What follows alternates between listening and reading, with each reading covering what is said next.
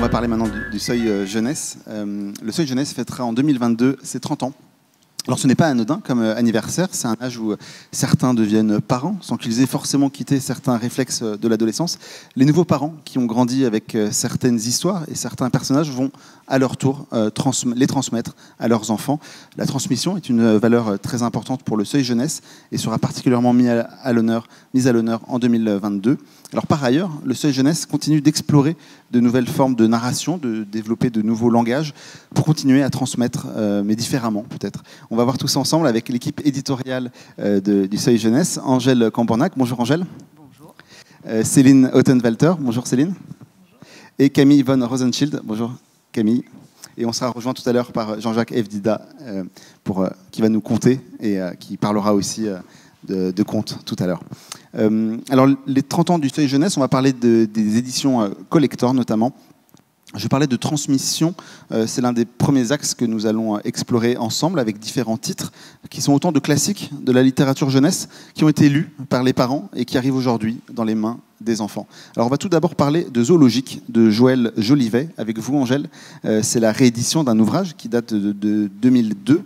La réédition va paraître en juin 2022, je crois. Alors c'est un format exceptionnel. C'est la première chose qui frappe le lecteur, en tout cas moi qui m'a frappé, c'est le format de cet ouvrage. Est-ce que vous pouvez nous en parler, nous en dire deux mots ? Alors oui, c'était un livre qui était très original à l'époque où il est sorti, donc en 2002, et notamment à cause de sa très grande taille, vraiment qui était, on pense toujours des petits livres pour les petites mains, et là, elles ont vraiment opté pour le contraire, un très grand livre, pour vraiment avoir une immersion dans chaque planche, puisque ce sont des planches façon planche encyclopédique. Et c'était drôle parce que j'ai vu Joël la semaine dernière, et elle me disait qu'il s'était lancé dans ce projet un peu comme on se lance toujours dans les livres sans savoir est-ce que ça va prendre, est-ce qu'on n'est pas en train de faire une folie. Et elle me disait, j'étais en train de signer des livres à Montreuil et tout d'un coup j'ai vu un enfant qui avait l'air littéralement assis dans mon livre et je me suis dit, ah là, on tient peut-être un truc. Alors il était novateur par le format mais aussi peut-être par le contenu. C'est un bestiaire intelligent. Alors, il était novateur par le contenu à plusieurs égards. D'abord parce que, c'est ce que me racontait Joël, au départ, elle voulait faire un dictionnaire pour les enfants avec plein de choses. Donc, elle avait commencé à faire des listes, dont des listes d'animaux. Et puis, ils se sont arrêtés là en se disant, on va faire un premier livre autour des animaux. Et ils se sont rendus compte que ça n'existait pas, en fait. Il y avait évidemment des livres sur les animaux de la ferme, mais un livre comme ça, avec 400 animaux présentés aux enfants, et pas seulement la vache, le cochon, la poule et le lapin, ça n'existait pas. Donc, elles se sont inspirées, puisqu'elle travaillait avec Fanny Marceau à l'époque, qui s'occupait des tout-petits pour le seuil jeunesse. Elles se sont inspirées de ces grandes planches d'encyclopédie et intelligent parce que, alors à deux égards, d'abord graphiquement, c'est un imagier qui est magnifique, qui est fait en gravure, donc c'est pas forcément une technique à laquelle on pense pour les tout petits, et puis qui prend pas les enfants pour des idiots puisqu'on va leur proposer, leur présenter plein d'espèces animales avec des noms parfois compliqués. Et donc l'idée, évidemment, c'est toujours d'élargir cet horizon du petit et puis de faire sonner les mots parce qu'on sait que les tout-petits, ils adorent ça, entendre sonner les mots même quand ils ne les comprennent pas. Voilà. Et en ça, c'était assez novateur. Alors un dernier mot sur la réédition. Donc, il sort près de 20 ans plus tard avec du contenu inédit, avec... Qu'est-ce que va proposer la réédition ? Donc la réédition, eh bien, on a la chance d'avoir Joël qui est en train de travailler pour nous sur 3 nouvelles planches inédites. Donc elle va travailler sur les animaux disparus, elle va travailler sur les animaux de la préhistoire, et puis la 3e est encore une surprise.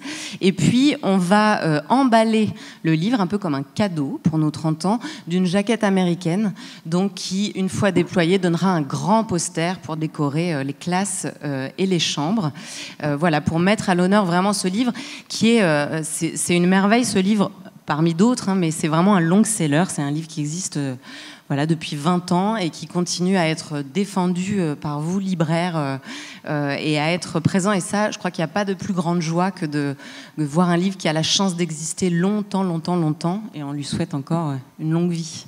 Alors c'est d'un autre grand succès dont nous allons parler, mais qui concerne plutôt une héroïne qui a traversé les décennies. Cette héroïne, elle reste tout aussi jeune et espiègle en 2021 et bientôt 2022 qu'en 1975. Cette héroïne, c'est Mimi Cracra, qui revient donc en 2022 avec Mimi Cracra, la revoilà, d'Agnès donc Rosenstiel. On va en parler avec vous, Céline. Alors Mimi Cracra, c'est un personnage que beaucoup de lecteurs connaissent sans doute. Cela faisait un moment qu'on ne l'avait pas vu. Qu'est-ce qui vous intéresse, vous, particulièrement dans ce personnage, Céline ? Moi, elle a béni mon enfance, comme j'imagine pas mal de gens parmi vous. Donc, moi, ce qui m'étonne, c'est son espèce de justesse, comme ça. Elle sonne très, très juste, cette petite Mimi Cracra. Voilà, tu le disais, Pierre, effectivement, elle est dans les années 70, d'abord publiée chez Pomme d'Api, puis après chez Bayard, et puis au Seuil Jeunesse. On l'a aussi vue en dessin animé. Et voilà, elle va avoir 50 ans. Et malgré son vieil âge, moi, elle me désarme toujours parce que je pense qu'Agnès Rosenstiel a su vraiment attraper et restituer dans ses strips ce qui fait vraiment ce qui est propre à l'enfance, l'espièglerie et la liberté. La liberté des enfants d'expérimenter. C'est ça qu'elle raconte dans ses strips. Et moi, c'est ça qui m'éblouit. C'est la liberté de cette petite fille. Vous remarquerez qu'elle est toujours toute seule. Il n'y a pas de copains. Il n'y a pas de parents. Et elle expérimente, elle invente, elle tripatouille. Et dans les années 70, dans les années 80, les enfants adoraient jouer dans la neige, lécher la neige. C'est la même chose pour les enfants maintenant, on le voit bien. Et voilà, c'est ça que ça raconte. Et je trouve que c'est important de transmettre, de continuer à transmettre ça. Et c'est surtout des moments de lecture avec les enfants assez formidables de liberté, de joie. Donc voilà ma Mimi Cracra. Et donc elle parle encore aujourd'hui aux jeunes de 2022 ? Alors, je suis désolée, je vais parler de mon expérience de maman, parce que j'ai Mimi Cracra à la maison et je les ai lus et relus à mes petits garçons qui les adorent et ça fonctionne et on se rend compte que ça continue à fonctionner les générations après génération. C'est ça qui marque que c'est assez génial, en fait, je crois. Alors, dans une interview à Télérama il y a 1 ou 2 ans, l'autrice, donc Agnès Rosenstiel, disait qu'on était aujourd'hui peut-être un peu plus pudibond. Alors c'est une question qui s'adresse peut-être à toutes les trois. C'est quelque chose que vous ressentez en tant qu'éditrice lorsque vous publiez, par exemple, les aventures de Mimi Cracra, mais aussi d'autres personnages ? Alors moi, dans les aventures de Mimi Cracra, pas du tout. Voilà. Après, oui, cette pudibonderie, on la ressent. Peut-être qu'on peut parler aussi de ce qui se passe avec nos éditions à l'étranger. Peut-être la pudibonderie aussi ailleurs, avant de parler de celle en France. Certains éditeurs qui ne veulent pas qu'on voit des petits bouts de chair, des jupes trop courtes. Voilà. Moi, je ressens ça. Moi, j'ai l'impression qu'on le ressent à l'étranger, effectivement, mais pas encore, je ne sais pas, en France. En tout cas, on n'en est pas victime pour le moment. On garde une certaine liberté, voire une totale liberté, je trouve, dans ce qu'on peut proposer. Mais je ne sais pas, Angèle, ce que tu en penses. Et alors, qu'est-ce qu'on va retrouver exactement dans Mimi Cracra, la revoilà ? Donc, on va retrouver le gros livre de Mimi Cracra, mais aussi 40 inédits, donc des strips qui n'ont jamais été publiés en livre, et seulement chez Pomme d'Api. Donc voilà, des nouveautés. 40. Alors un autre ouvrage collector qui va sortir en librairie en janvier 2022, c'est celui qui va rassembler 4 aventures d'Émile Bravo autour de ses personnages de contes et surtout ses ours nains. L'ouvrage va s'intituler « Les contes palpitants des ours nains ». Camille, est-ce que vous pouvez nous présenter en quelques mots cette série d'Émile Bravo ? Alors, cette série, c'est une série phare du Seuil Jeunesse. Émile Bravo, on entend parler de lui maintenant beaucoup pour Spirou. Mais à la base, il a fait cette BD, Les ours nains, dont le premier tome, Boucle d'or et les 7 ours nains, est paru en 2004 au Seuil. Puis il y a eu la fin des 7 ours nains, La Belle aux ours nains, et enfin, Qui veut la peau des ours nains. Il faut savoir qu'il y a déjà une compilation qui existe et qui contient les 3 premières aventures. C'était un petit peu dommage parce que, enfin, ça faisait son office jusque-là, mais c'était un petit peu dommage parce qu'il en manquait un d'épisode qui est sorti après cette compile. Et là, on s'est dit que pour les 30 ans, on allait les réunir les 4 dans l'intégrale. Pourquoi ? Parce que c'est un essentiel chez nous, bon, pour des raisons extrêmement simples. J'ai une anecdote à ce sujet, c'est une réimpression qu'on fait régulièrement, les ours nains au Seuil, et à chaque fois qu'il faut relire les fichiers avant que ça parte chez l'imprimeur, c'est quelque chose qu'on refait systématiquement pour voir s'il n'y a pas quelque chose qui est passé entre les mailles du filet. Bon. Et on se bidonne terriblement à chaque fois, que ce soit la première, la 10e, la 20e lecture. Bon, les ours nains, c'est tout simplement hilarant. Ça, voilà, je dis ça du point de vue adulte. C'est hilarant aussi pour les enfants. C'est une variation sur les contes de fées. Et ce qui me paraît extrêmement intéressant dans ce livre, et la raison pour laquelle, à mon avis, il est à ce point pérenne, c'est qu'il y a un véritable esprit de jeu dedans. On prend les motifs des contes, et puis on les fait varier. C'est un grand puzzle. On comprend tout de suite, à la première aventure, que ces ours nains, ils vont rencontrer tous les personnages des contes de fées. Il y a un esprit parodique. Bon, j'ai mis quelques planches, hein, vous allez voir tout de suite l'esprit. Il y a un esprit parodique qui est radical. On fait varier toutes les évidences, tous les schémas narratifs classiques des contes de fées d'une manière à laquelle on ne s'attend pas. Il y a ce moment notamment dans la fin des 7 ours nains où l'un des ours nains qui a été perdu par ses frères dans la forêt, donc ils l'ont envoyé un petit peu comme les parents du Petit Poucet. Les ours nains ont envoyé l'un de leurs frères chercher à manger, et en fait ils le perdent dans la forêt. Il va se retrouver en face de la maison de la sorcière, la maison en pain d'épices, et en sortent un Hansel et Gretel absolument obèses parce qu'ils ont mangé toute la maison en pain d'épices après avoir mis la sorcière dans le four. C'est un modèle qui se décline comme ça avec tous les personnages. On retrouve ça tout le long des aventures. Émile Bravo, il a cette capacité à trouver le juste équilibre pour parler à la fois aux enfants et aux adultes. Je voulais reprendre ce terme qui me paraissait bien vu. C'est un terme qu'emploie Sophie van der Linden dans son dernier ouvrage sur la littérature jeunesse.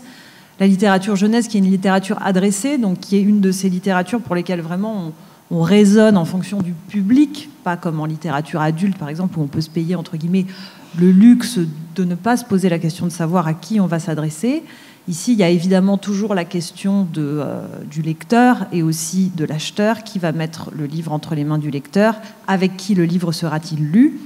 Émile Bravo, il parvient vraiment à faire rire les adultes et les enfants. Et même si les enfants ne comprennent pas tout, parce que évidemment les ours nains c'est truffé de références, qui ne seront pas accessibles aux enfants. Mais de la même manière que les livres de Gilles Bachelet, par exemple, sont truffés de références aussi qui ne sont pas accessibles aux enfants, et d'autres qui le sont. Et pour finir très rapidement, il y a Émile Bravo qui était venu une fois à une conférence parler de Spirou, raconter une anecdote de quand il était enfant, lorsque son père lui lisait des BD. Et parfois, son père rigolait, et lui, il ne comprenait pas pourquoi. Et il disait à son père, mais pourquoi tu ris ? Et son père lui disait, il ne lui expliquait pas, justement. Il lui disait, tu comprendras plus tard. Et je trouve que c'est intéressant comme positionnement, parce que mettre entre les mains des enfants des ouvrages où ils ne vont pas forcément tout comprendre à la première lecture, ou à la première année de lecture, et leur laisser ce luxe de rester, pour certaines choses, dans une situation d'incertitude ou d'interrogation, c'est une grande richesse de la littérature jeunesse, et c'est quelque chose qu'on peut vraiment travailler, ce fin équilibre. C'est une question un peu que j'ai aussi pour vous trois. On parle d'ouvrages qui ont marché dès leur sortie. Comment on communique aujourd'hui sur ces ouvrages ? Est-ce qu'on s'adresse justement plutôt aux parents qui ont apprécié enfant ces ouvrages, ou est-ce que ça marche aussi avec les enfants et on peut communiquer directement auprès des enfants ? Ça, c'est toute la question, et à vrai dire, elle est valable pour tous les ouvrages. C'est-à-dire qu'évidemment, vous allez avoir des gens qui vont reconnaître les ours nains. Bon, après, les ours nains, c'est pas ça s'adresserait plutôt à Mimi Cracra, parce que les ours nains, première sortie 2004, bon, c'est vrai qu'on n'est pas il n'y a pas 30 ans d'écart entre ce collector et le caractère inédit, l'époque où c'était inédit. Donc là, c'est peut-être un temps trop restreint pour le dire. Sur Mimi Cracra, oui, je pense que clairement, il va y avoir un mouvement des parents qui vont, dans les librairies ou dans les bibliothèques, reconnaître « Ah oui, bon, Mimi Cracra... » Moi, ce qui m'étonne, je le répète, hein, mais c'est vraiment à chaque fois les espèces de cris d'enthousiasme que je peux entendre quand je parle de la réédition, de la sortie de cette compilation de Mimi Cracra.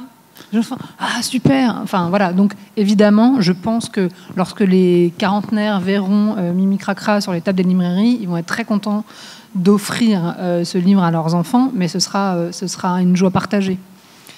Voilà, pour reboucler sur la transmission. Si Angèle, vous souhaitiez... Pour Zoologique, pour moi, c'est vraiment un album iconique qui est aussi porté beaucoup par les enseignants et que j'ai l'impression de voir de générations un peu, enfin, j'en ai pas vécu beaucoup des générations, mais presque comme aussi un espèce d'objet de décoration dans les chambres ou dans les écoles, avec justement ce très grand format qui fait qu'il habille l'espace et les enfants le reconnaissent et vont vers lui. Voilà. Un tout dernier mot sur les contes palpitants des ours nains. C'est un coffret qui rassemble quatre histoires. Est-ce qu'il y aura d'autres histoires? Parce que je suis aussi fan de cette série, malgré mon âge. Et il y aura d'autres histoires? Alors, juste, je précise, ce ne sera pas un coffret, ce sera une compilation en un seul livre. Oui, il y aura d'autres aventures, j'y travaille. Enfin, c'est pas moi qui vais les écrire, les illustrer, mais on est sur le sujet là avec Émile Bravo, qui est très occupé, comme vous pouvez l'imaginer, mais qui semble se dessiner un temps de répit dans les prochains mois. Donc voilà, on croise les doigts. En tout cas, il y est très disposé. Il est extrêmement attaché à cette série. D'ailleurs, à chaque fois que je lui en parle, ah, les ours nains, il a l'air... Vraiment, hein, on sent qu'il a très envie de s'y remettre. Donc, j'espère qu'il pourra y avoir une petite récréation dans les Spirou qui lui permettra de s'y atteler. Mais il en a très envie, oui. Parfait. Alors en 30 ans, le Seuil Jeunesse a appris à connaître son lectorat, le suivre, l'accompagner aussi, l'aider à grandir. Si le Seuil Jeunesse a longtemps accompagné les 3-6 ans, il y a d'autres segments auxquels s'intéresse la maison. Je pense notamment aux 8 ans et plus, dont nous aurons l'occasion de parler. On va parler du roman illustré notamment. Une collection qui incarne l'esprit d'innovation du Seuil Jeunesse, c'est la collection Grand Bain. Alors on a un indice sur les intentions de cette collection avec son titre, Le Grand Bain. Il s'agit pour les jeunes de 8 à 12 ans de se jeter dans le grand bain de la lecture. On va parler de cette collection Le Grand Bain avec vous, Angèle. Comment est-ce qu'elle est née tout d'abord? Avec quelle envie de votre part? Alors, elle est née comme souvent naissent les envies chez nous, en recevant des textes. On a reçu, il se trouve Camille et moi avons reçu en même temps des textes, elle de Delphine Valette, moi de Denis Baronnet, qui nous ont plu immédiatement. Celui de Denis, moi, m'a fait énormément rire. C'était Lou a oublié sa tête. Et on était bien embêtés parce que ça ne rentrait pas dans le format album du tout. Ça s'adressait à des enfants plus âgés, tout simplement parce que c'était des textes longs. Voilà, et là, ça s'est mis un peu en branle. On s'est dit, tiens, ils nous plaisent vraiment ces textes. Qu'est-ce qu'on pourrait créer pour pouvoir les publier? On s'est dit aussi qu'il manquait comme une espèce de passerelle entre notre univers de l'illustré et l'univers de Thomas et Marion, de la fiction, qui était souvent avec des livres à plus forte pagination, dans laquelle l'illustration était présente parfois, mais plutôt une illustration croquée. Voilà, on s'est dit qu'il manquait là une pièce du puzzle un petit peu. Donc on a beaucoup réfléchi, on s'est dit on y va, on n'y va pas, on y va, on n'y va pas. Il y a déjà beaucoup de choses en 8-12. On a vraiment pris le temps de prendre notre décision et on est hyper contente, je crois, de l'avoir prise et que cette collection existe et de voir qu'elle est si bien accueillie. Alors, on va parler peut-être un peu des livres, mais l'idée est toujours de proposer une collaboration entre un illustrateur et un auteur, des auteurs qui se connaissent, pas forcément? Alors, pas forcément. Il se trouve que Denis Baronnet, par exemple, et Gaëtan Dorémus se connaissaient, mais c'est important pour nous, en tout cas, que la personne qui écrit ne soit pas la même que la personne qui dessine, parce qu'en fait, je crois qu'on aime bien... c'est un peu ça, être éditeur, hein, c'est être marieur, en quelque sorte, et puis c'est créer des surprises. Et donc, en faisant se frotter un texte, un univers donné, avec un univers graphique, graphiques auxquels l'auteur n'aurait pas forcément pensé, ça crée souvent des surprises et souvent des bonnes surprises. Justement, c'est le cas de la Belle Jeannette de Rémi Courgeon. J'ai vraiment dû batailler. Il voulait illustrer la Belle Jeannette et on lui a interdit. Mais je crois qu'il est content du résultat. Il est très content. Mais c'est en effet une des bases de la collection. Alors, avec l'idée d'avoir toujours des récits à hauteur d'enfant, c'est le point commun entre ces différents textes. Oui, de toujours traiter de sujets sur lesquels les enfants se questionnent et qui les traversent et qui ont trait à leur quotidien, et en même temps qui les emmènent aussi ailleurs. J'ai beaucoup lu de romans 8-12 du coup en réfléchissant à cette collection, et parfois je trouvais que c'était presque trop dans le quotidien de l'enfant, mais voilà, alors la maîtresse, le lapin a mangé mes copies, ou je suis jalouse d'eux, ou quelque chose qui était presque un peu trop englué même dans leur quotidien. L'idée là, c'est d'aborder des sujets qui les intéressent et qui les interpellent. Alors Lou, c'est cette petite fille dont les parents sont divorcés, elle sait plus trop où elle habite, et donc elle va littéralement perdre sa tête. Un jour, elle oublie sa tête sur la table du petit-déj, et ça symbolise ça. Donc c'est à la fois ancré dans leur quotidien et les situations dans lesquelles ils peuvent être un peu paumés entre deux maisons, entre son papa et sa maman, et en même temps on les emmène ailleurs. Denis Baronel, elle les emmène du côté de l'absurde. On est presque dans du Ionesco ou du Beckett pour les petits, quoi. Et c'est ça qui nous intéresse. Et puis, on traite de problématiques parfois un peu sérieuses, mais toujours de manière détournée, avec ce pas de côté. Voilà, la Belle Jeannette, ça va interroger à la fois la question de la surpêche, la place de la femme, mais sans en avoir l'air, sans jamais être didactique ou trop pédagogique, et la plupart du temps en se marrant. C'est une arme imparable pour parler aux enfants, l'humour. C'est sûr. Je pense que oui. Quel rythme de parution ? C'est une arme imparable pour parler aux enfants, et encore une fois, pour rejoindre ce que disait Camille tout à l'heure, pour parler aussi aux adultes qui achètent les livres ou qui accompagnent la lecture, parce que ce sont des livres qui sont conçus pour les enfants qui, normalement, ils ont appris, c'est bon à lire tout seul, mais ça ne veut pas dire qu'on doit se priver du grand plaisir de leur lire ces romans, qui sont d'ailleurs chapitrés pour ça, pour pouvoir éventuellement faire une lecture soir après soir, voilà, si on arrive à faire rire un peu tout le monde, je pense que c'est gagné, ça donne envie de reprendre la lecture le soir d'après. Il faut plaire aux parents aussi. Le rythme de parution des ouvrages ? Alors, on en sort 4 par an. Donc là, il y en a 2 qui sont sortis en septembre, qui sont Le Gang des chevreuils rusés, écrit par la merveilleuse Corinne Morel-Darleux et illustré par la non moins merveilleuse Marine Schneider. Et puis La Belle Jeannette, dont a parlé Céline, Rémi Courgeon et Rosane Brécard. On ne s'est pas concerté, mais il se trouve que c'est 2 petites filles rousses qui en sont les héroïnes. Et il se trouve aussi que la nature est vraiment complètement à l'honneur dans ces 2 romans. Côté mer pour La Belle Jeannette, côté terre pour Le Gang des chevreuils rusés. Et puis on est en train de vous en concocter 2 autres pour le mois d'avril. Donc Gauthier David et Marie Caudry pour l'un qui s'appelle pour l'instant Club Aventure, et le second c'est Marie-Aude Brosse, où on a la grande joie de retrouver Denis Baronnet et son humour décapant, et c'est Roxane Lumeret qui a accepté d'illustrer ce titre. Parfait. Alors on va parler aussi d'un ensemble d'une série d'ouvrages qui vont être publiés dès l'automne 2022. Alors c'est une série de l'économiste Esther Duflo et de l'illustratrice Cheyenne Olivier. Alors on est dans un documentaire hybride. Est-ce que vous pouvez nous présenter la naissance de ce projet, Céline ? Oui, avec plaisir. C'est un très très bel enjeu pour nous, un beau pari. On fait partie de la belle maison du Seuil. Il y a aussi cette idée de transmission qui... comment transmettre aux enfants des choses qui sont plutôt destinées aux adultes normalement. Esther Duflo, elle a eu cette envie-là, donc elle a reçu, Esther Duflo, le prix Nobel d'économie en 2019 avec son époux Abhijit Banerjee et Michael Kremer. Elle a publié, ils ont publié avec son mari Repenser la pauvreté en 2012, et puis Économie utile pour des temps difficiles en 2020. Et en fait, il lui a semblé nécessaire, indispensable, de parler de la pauvreté aux enfants. Alors, la pauvreté, il faut s'entendre sur ce terme. On ne parle pas de la pauvreté chez nous, dans les pays du Nord, mais la pauvreté des gens qui vivent avec moins de $1 par jour, et ça concerne 1,4 milliard de gens à travers le monde. Voilà, donc comment parler de la pauvreté aux enfants, c'est un sacré pari.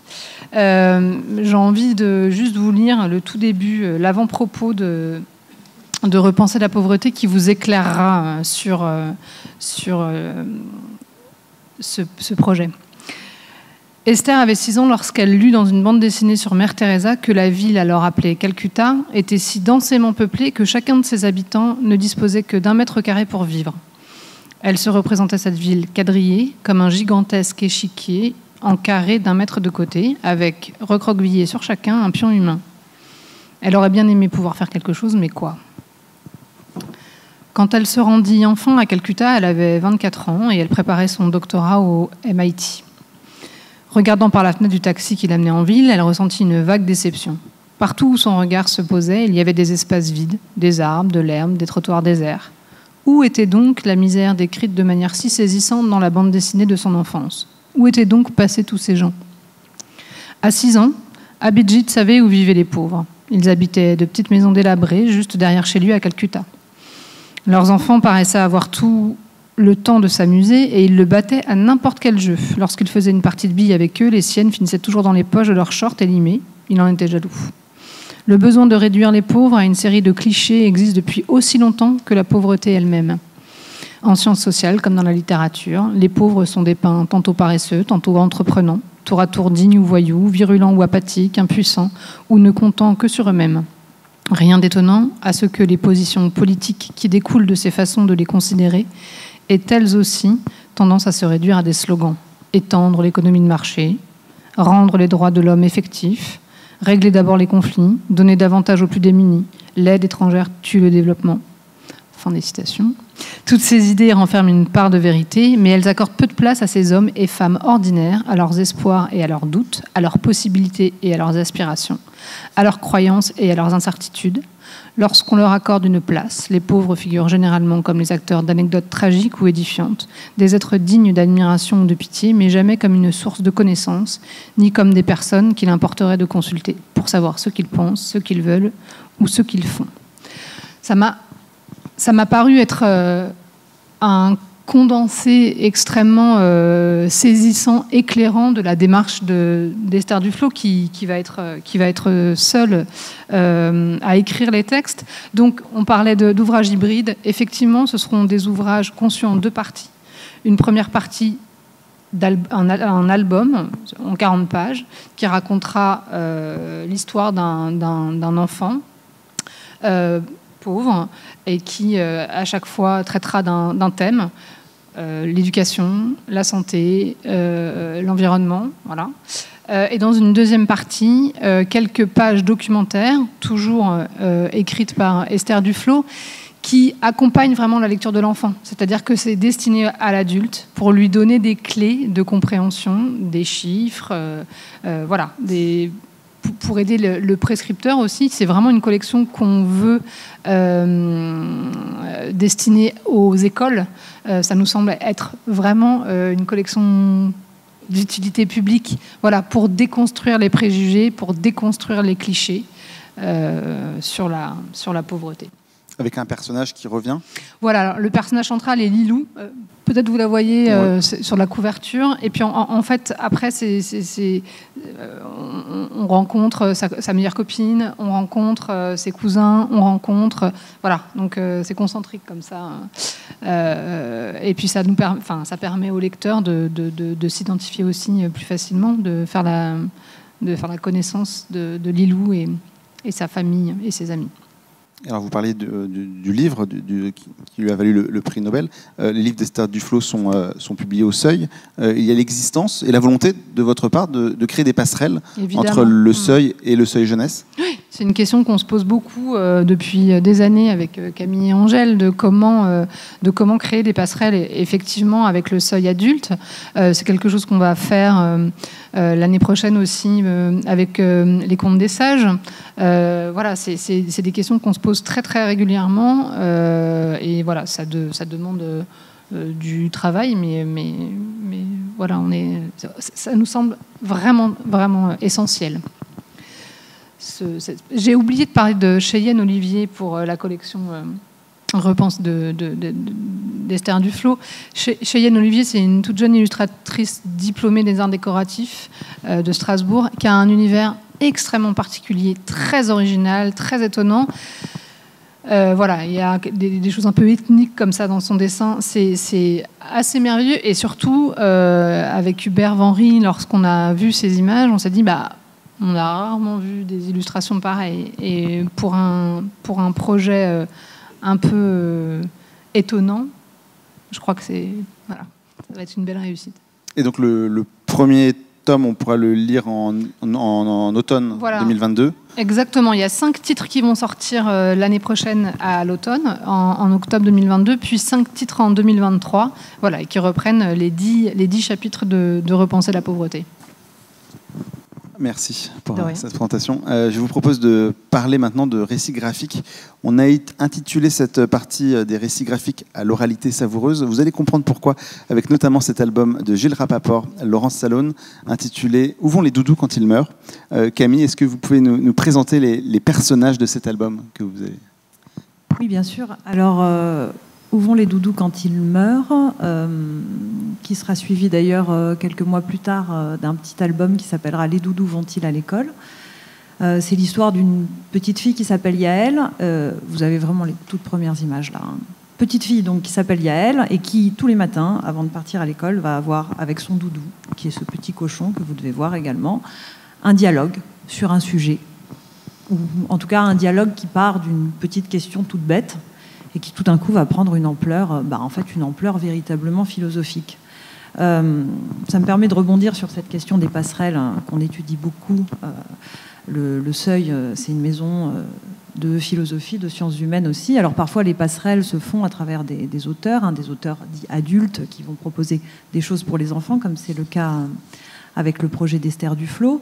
Parfois la passerelle, elle se fait dans le contenu. Là, on va aborder en fait avec ces livres-là, la question de la philosophie.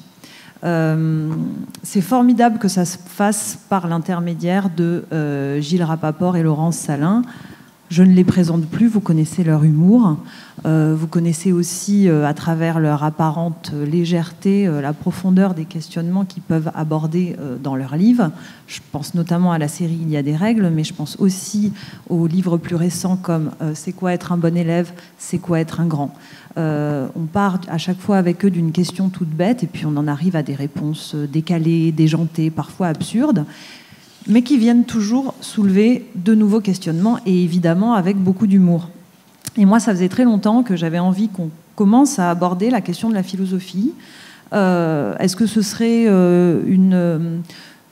à travers des livres de philosophie qui diraient leur nom ou pas? Je ne savais pas trop. J'avais envie qu'on trouve un ton particulier, une manière, une forme éventuellement un peu hybride pour en parler. Et puis il y a déjà une offre assez importante sur le sujet, sur les questions philosophiques pour les enfants.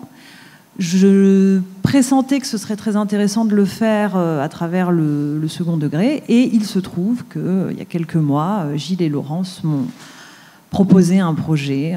Plus exactement, Gilles m'a dit, ça fait longtemps que je travaille là-dessus, je te montre ce que ça donne. Et puis alors là, il m'a montré ces quelques planches de dialogue à la Calvin et Hobbes. On est tout à fait dans cet esprit, avec ce personnage imaginaire, imaginaire réel, mais en tout cas qui devient vivant et agissant et parlant dans le monde imaginaire de l'enfant.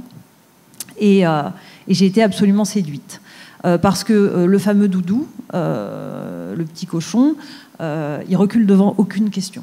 Et d'ailleurs, où vont les doudous quand ils meurent, tout est dit. Il va discuter avec cette petite fille, il ne comprend pas pourquoi plus tard il ne pourra pas l'épouser.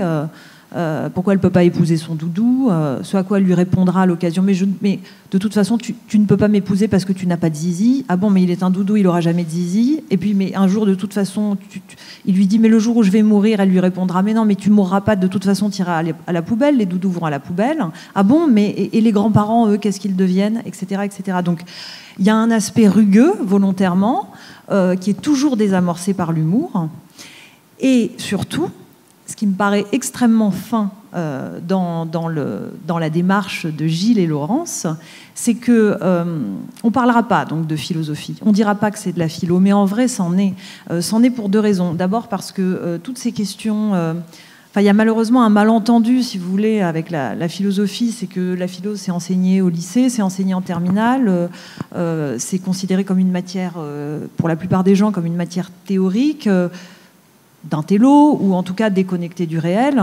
Or, le questionnement philosophique, que sont les choses, pourquoi les choses sont-elles comme elles sont, et pourquoi les choses sont-elles pas autrement, c'est un questionnement d'enfant.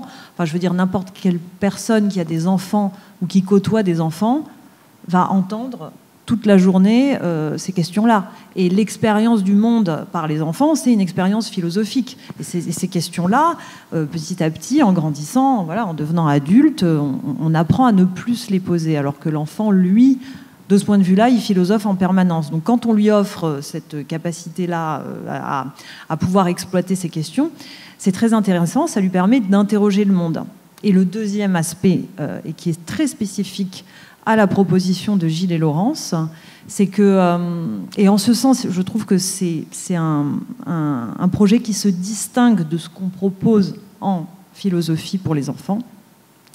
C'est que la philosophie, c'est pas une réponse à des questions, c'est une question engendre une autre question qui engendrera toujours une autre question. Et dans leur livre, il y a cette idée de dialogue infini en puissance qui va pouvoir se déployer sans jamais s'arrêter. Et c'est extrêmement décomplexant aussi pour les parents, qui peuvent être paralysés par les parents ou les adultes, enfin les profs, ou voilà, qui peuvent être complètement paralysés par le fait qu'on leur pose une question comme ça radicale. Je ne sais pas pourquoi les gens meurent, et c'est bien normal qu'ils n'aient pas la réponse. Personne ne l'a.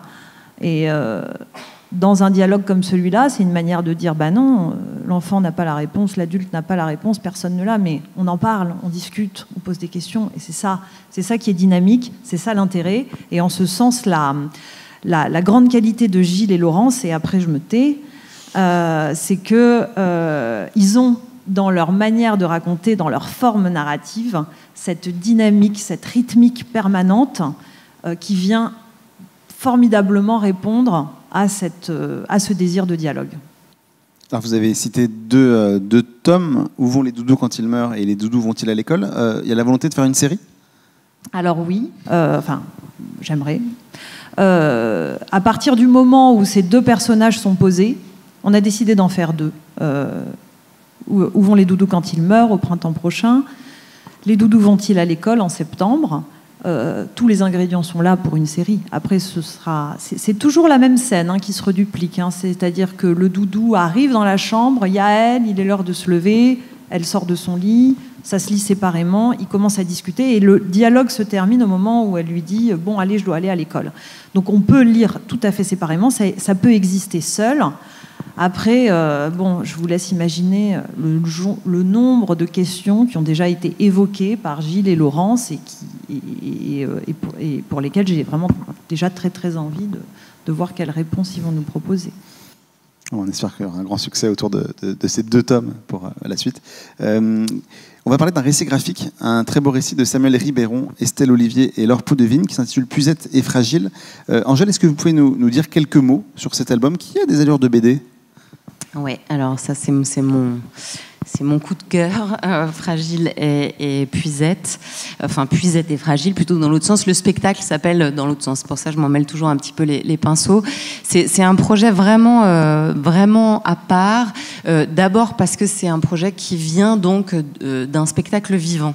Et ça, je trouve que c'est très important parce que on le ressent à la lecture. Et c'est pour ça qu'il a cette forme de BD, donc avec majoritairement des bulles, il y a ce goût de l'oralité merveilleux dans ce texte. C'est un spectacle qui a été dit d'abord, qui a passé cette épreuve du feu, qui a été entendu par des enfants, et ça se ressent vraiment.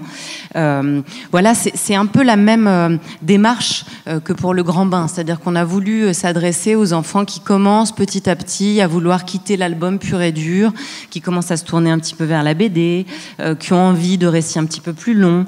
Voilà, et Puisette et Fragile, c'est vraiment ça. Donc il y a 88 pages. On flirte avec la BD puisque les personnages se parlent majoritairement avec ces bulles. Et on est vraiment voilà, dans cette volonté de s'adresser à des enfants un petit peu plus grands. C'est fréquent, cette idée de voir des spectacles et d'en retirer des livres? Alors là c'est pareil, hein, ce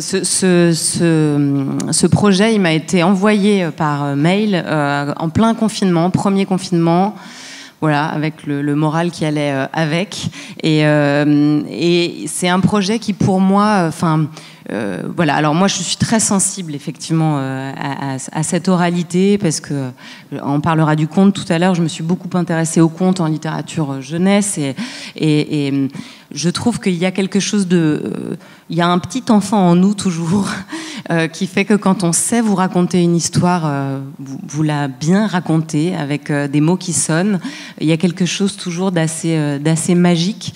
Et quand ça vient de ces textes qui ont vécu l'épreuve du feu, qui ont été dits, roulés en bouche, ça se ressent à la lecture aussi.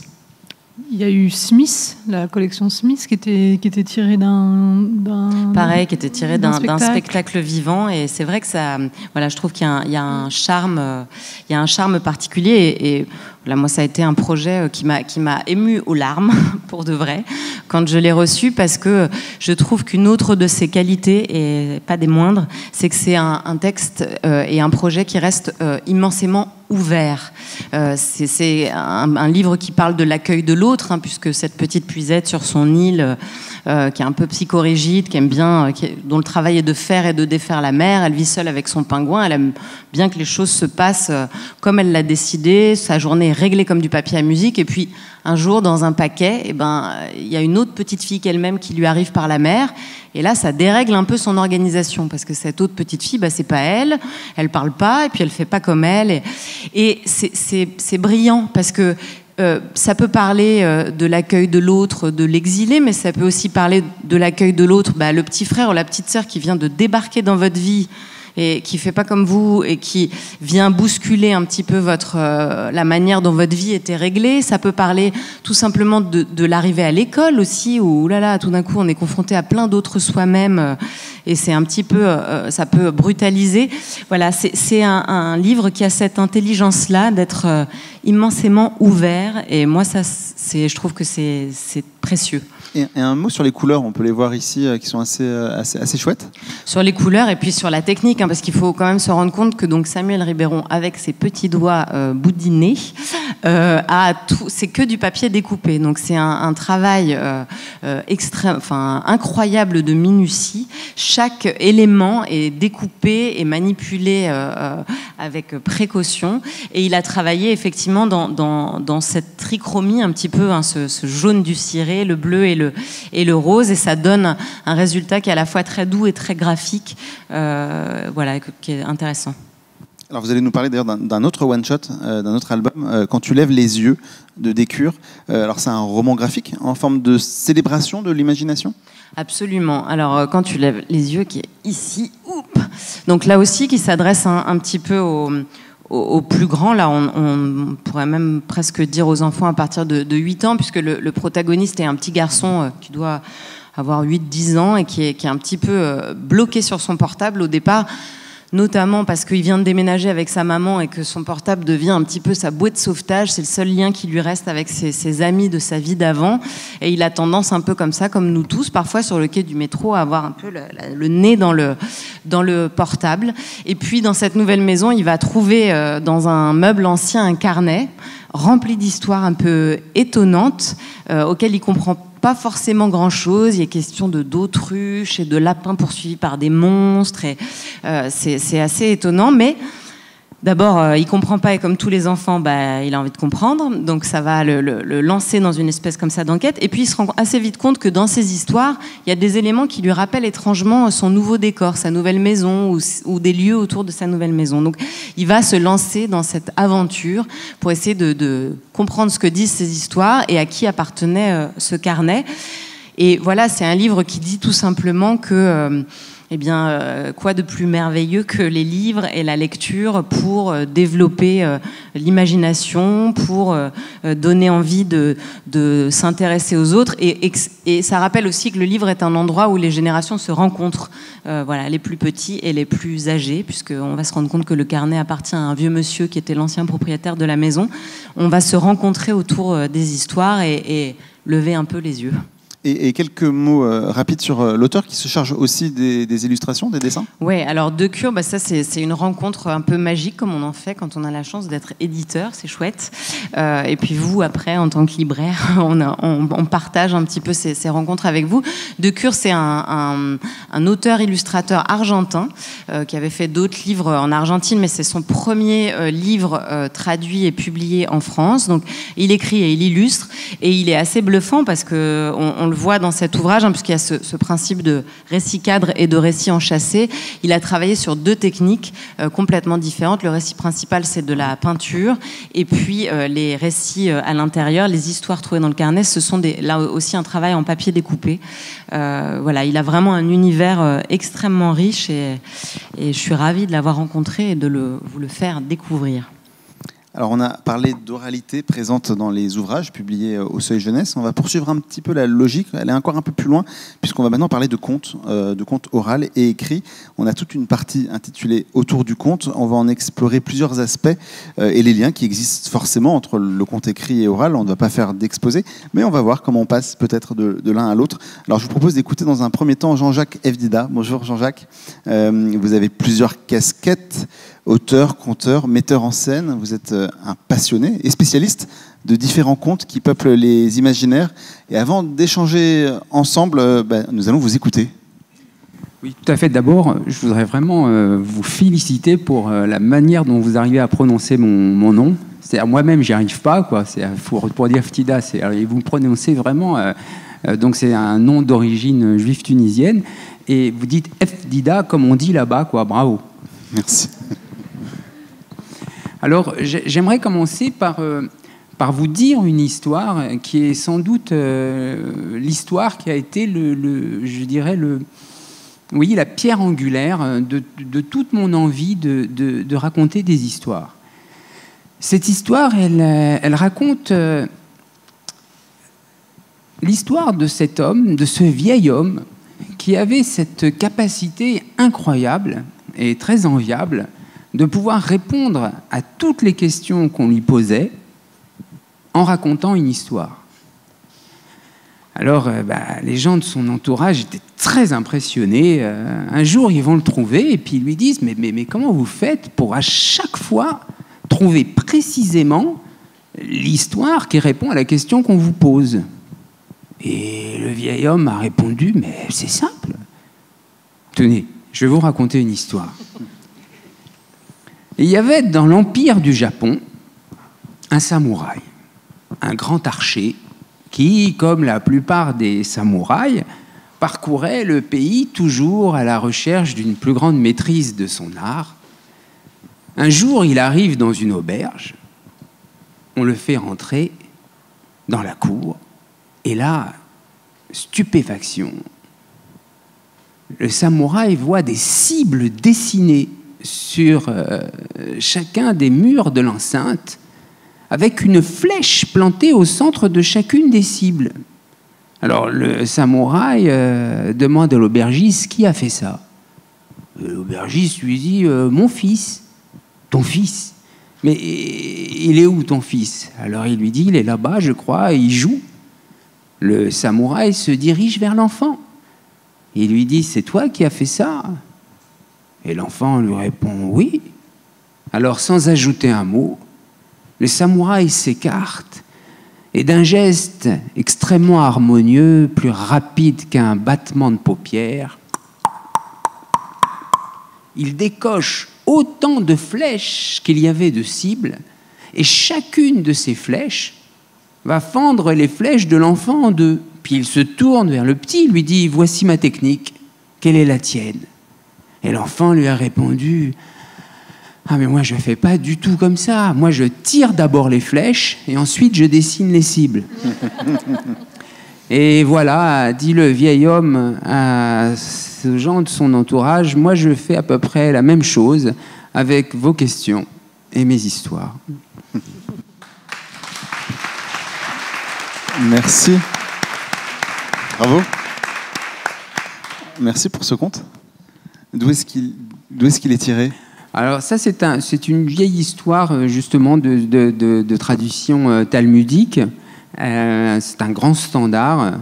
Et pourquoi la pierre angulaire de toute mon envie de raconter des histoires ? Eh bien, vous le voyez bien, parce que précisément, j'ai la conviction profonde, et je ne suis pas seul à l'avoir, que les histoires, les contes qui traversent les générations ont pour fonction et pour désir de répondre à toutes nos questions. Et c'est un amour, une passion que vous avez pour le conte, que vous avez eu très tôt. Comment est-ce que vous avez découvert cet art ?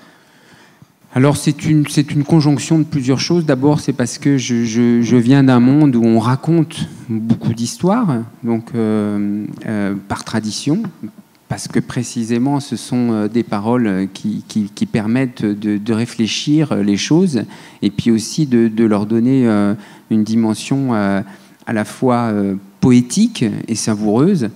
Et puis après, j'ai donc fait un grand travail moi-même de recherche sur les histoires. Alors au début, c'était dans mon précaré, c'est-à-dire les histoires qui concernaient les traditions juives et orientales. Et puis au fur et à mesure, je me suis ouvert aussi à toutes les traditions du monde.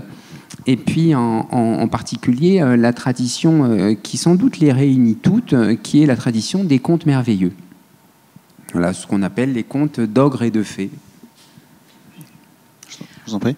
Oui, alors j'en profite pour parler du sujet qui nous importe justement. C'est que Jean-Jacques, il y a maintenant 3 ans, 4 ans, est venu me voir parce qu'il avait de nouveau envie d'écrire des contes pour la jeunesse, puisque ce que Jean-Jacques vous a pas dit en détail, c'est qu'il est l'un des plus grands pourvoyeurs de contes de cette série Contes des sages au seuil adulte. Pour le coup, cette petite série, ce petit format que vous devez avoir en tête des livres ados toilés, c'est une collection qui existe depuis, je ne sais pas, peut-être 20 ans maintenant. Oui, j'ai l'impression. Voilà. Oui.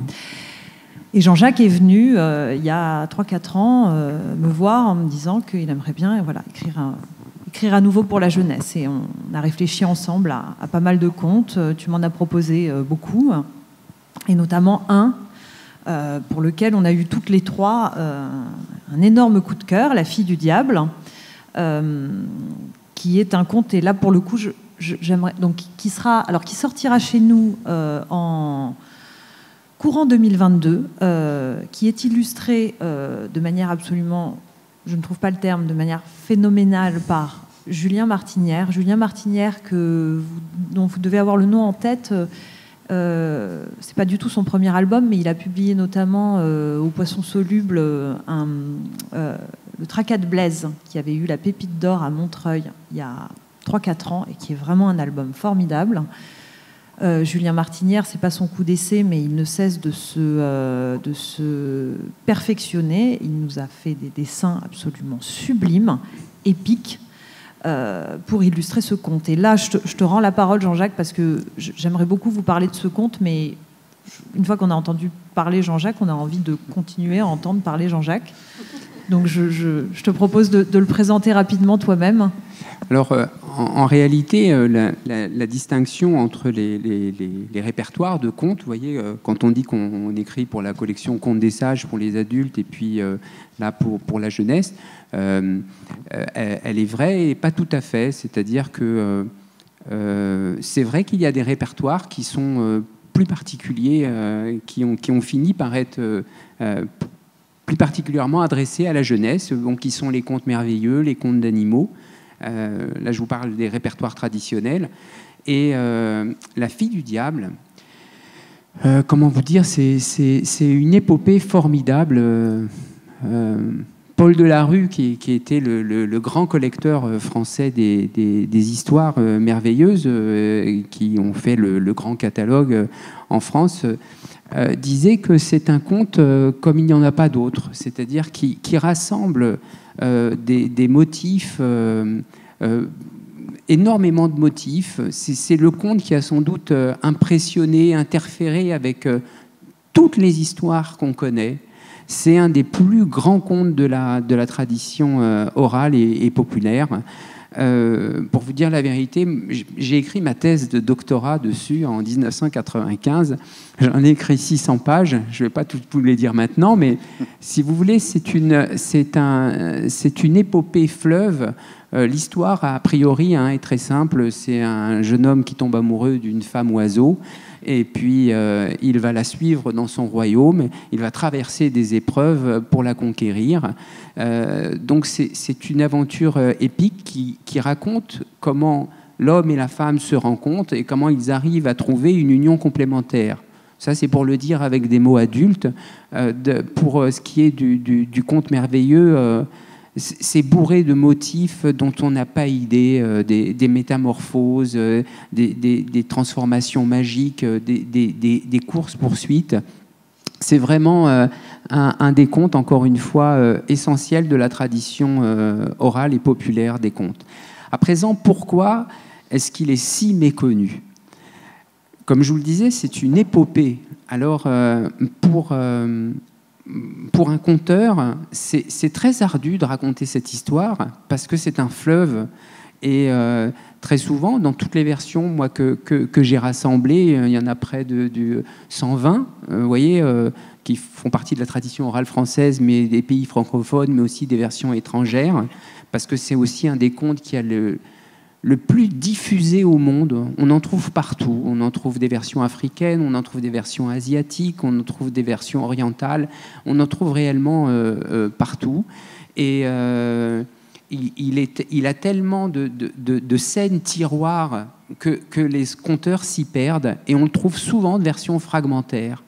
Alors là, ça a été formidable avec Camille, parce qu'on s'est dit, enfin, on va pouvoir en donner une version pratiquement entière, quoi. Je crois qu'on a abdiqué sur un ou deux motifs qui n'étaient peut-être pas complètement essentiels au conte, mais là, enfin, on peut le donner dans sa version, je dirais, fleuve et trépidante. C'est-à-dire, c'est pour ça ça n'arrête jamais, quoi.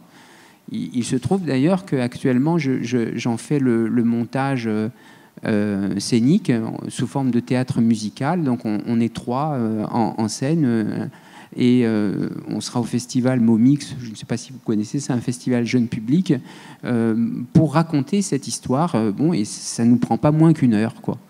Alors j'allais vous parler de ce spectacle qui est prévu. Est-ce que l'écriture du livre est liée au spectacle? Est-ce qu'on prend en compte l'aspect oral justement de ce conte quand on écrit aussi sur papier un conte? Alors évidemment, moi je pars toujours de l'oralité. C'est-à-dire que je crois, peu d'exceptions près, tous les contes que j'écris viennent d'abord d'une oralité. Après, il y a forcément un vrai travail d'écriture, de réécriture, de coucher l'histoire sur le papier. C'est un autre travail que celui de le faire à l'oralité. Là, en l'occurrence, par exemple, sur la version qu'on dit au théâtre, c'est du théâtre musical, c'est-à-dire j'ai dû l'écrire sous forme de livret, vous voyez, comme on écrit un opéra, pour que ce soit mis en musique. Et puis, ce n'est que des dialogues, alors que là, il s'agirait véritablement d'une narration. Merci, vous allez rester avec nous. On va continuer de parler de contes. Juste un mot, il sort donc en 2022. On a une précision? Pas totalement. Pas encore. On reviendra pour en reparler. Alors en novembre, c'est un grand classique qui sera réédité en novembre. Céline, vous allez nous parler de Histoire comme ça, de Rudyard Kipling et May Angelou. C'est une nouvelle édition qui sort en novembre. Qu'est-ce qui fait la particularité et le succès de ces contes de Kipling? Je crois que ces histoires comme ça sont devenues des vrais classiques. On peut s'interroger sur le mot classique, mais ce sont des histoires qui sont maintenant étudiées à l'école, qui ont paru aux éditions du Sorbier en 98 dans cette version. Très travaillée celle-ci. Je vois les... Ouais. Puis 10 ans après, dans cette version, et toujours au Sorbier. Et il nous a semblé très important à Angèle et Camille et moi de faire perdurer ce livre, qu'il existe dans notre catalogue, dans la traduction assez merveilleuse, on en parlait avec Jean-Jacques, de François Dupuy-Grenet d'Hérousy. C'est vraiment une langue merveilleuse. Alors je ne sais pas, parce que j'ai à côté de moi un spécialiste, je tremble un peu. Est-ce qu'on peut parler véritablement de contes quand on parle des histoires comme ça de Rudyard Kipling? Alors tout à fait, parce que en fait, il y a plus d'un moment dans le livre, pas systématiquement, il y a quelques créations littéraires de la part de Kipling, mais c'est des reprises de motifs. Ici et là, il reprend des motifs traditionnels, évidemment. Il faut savoir que le conte, en réalité, n'existe que par sa performance. On pense un peu, parce qu'on a été abreuvé des contes de Perrault, des contes de Grimm, qu'il y a des références de contes. En réalité, sachez qu'il n'y en a pas, quoi. Alors évidemment, on connaît certains adaptateurs qui ont été des adaptateurs doués, reconnus, mais sinon, le conte est vraiment une matière qui nécessite une performance, un auteur qui soit là et qui le dise, quoi. Alors donc, effectivement, c'est ce que fait...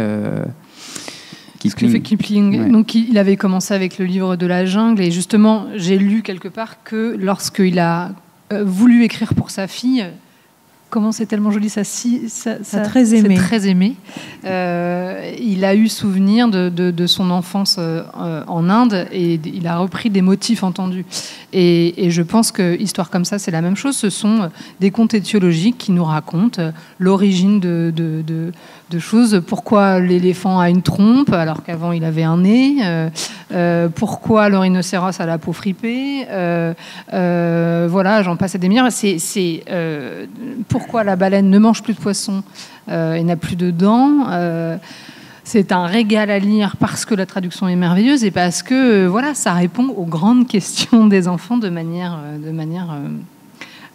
voilà, très étonnante. Et c'est pour le coup un immense plaisir que de lire ces histoires comme ça à ses enfants et de les lire, de les lire à voix haute, quand tu disais ça, il faut que ça roule dans la bouche, mais c'est vraiment ça. Il y a un rythme et c'est une merveille que de transmettre ça. Donc c'est aussi notre rôle d'éditeur que de faire continuer ces livres, qu'ils existent encore.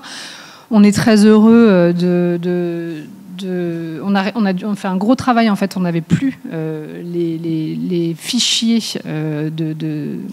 des illustrations de May Angéli, des gravures de May Angéli. Donc on a fait ce travail-là de récupérer toutes les illustrations originales, de les refaire scanner, enfin, pour que ça existe, ça continue à exister et pendant encore très très longtemps, le plus longtemps possible. Vous pouvez nous en parler d'ailleurs des illustrations de May Angéli et de ce travail de gravure sur bois? Oui, May Angéli est une femme merveilleuse, d'un grand talent qu'on aime beaucoup, qui a presque 85 ans maintenant et qui s'est essayée à la peinture, mais qui travaille en gravure depuis maintenant une trentaine d'années. Et c'est le support qui lui plaît. Enfin, à chaque fois que j'en ai parlé avec elle, c'est là qu'elle se sent bien, libre. Et c'est très étonnant parce que quand on imagine gravure sur bois, on peut imaginer, enfin, avoir peur d'une certaine fixité, je ne sais pas pourquoi, d'une espèce de lourdeur. Et c'est tout sauf ça. Elle arrive dans ces images à mettre du mouvement, à mettre de l'humour, enfin, c'est très impressionnant. Et puis surtout, ce sont des gravures en couleur. Voilà, donc moi, je furette chez elle. Elle me montre ses bois et c'est merveilleux. Donc, d'ailleurs, il va y avoir une grosse exposition à la BNF au mois de novembre. Au mois de novembre. Ouais. Je vous invite à y aller parce que... Parfait. Alors on va se déplacer un petit peu dans un univers japonais. Avec vous, Angèle, vous allez nous parler des 7 samouraïs de Jean-Luc Fromental et Christian Roux. Alors vous insistez, je crois, sur le fait que c'est une histoire à lire à voix haute. Oui, alors Jean-Luc Fromental, donc que je ne présente plus, hein, qui est cet homme aux multiples casquettes, à la fois éditeur et auteur.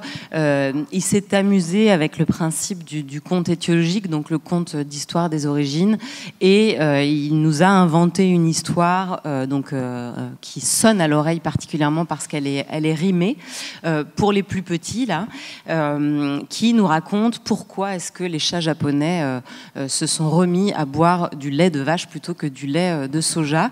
Voilà, et c'est un texte très court, très efficace et qu'on a un immense plaisir. C'est une histoire qui est inracontable parce qu'il faut vraiment l'entendre et entendre cette langue de Jean-Luc, et on sent qu'il sait, et je trouve que ça émane vraiment de l'album, on sent qu'il s'est énormément amusé à écrire ce texte, et qui se sont amusés d'ailleurs tous les deux, puisque c'est Christian Roux qui est aux illustrations. C'est une belle association entre les deux. Voilà, ils ont fait comme ça un espèce de ping-pong, je crois, pendant le confinement, où je t'envoie une image, j'écris, et voilà, c'était une très belle association.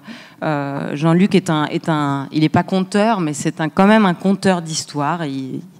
D'abord, c'est un espèce de géant, comme ça. C'est pour ceux qui l'ont rencontré, il a une stature qui en impose.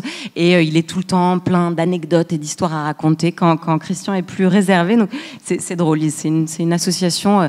Et ça donne ce livre, on l'a voulu vraiment apporter des petits à partir de 3 ans, avec ce texte écrit assez gros aussi. Et que les parents vont avoir grand plaisir, je pense, à lire à haute voix. Et alors on va parler maintenant de A, de Clotilde Perrin.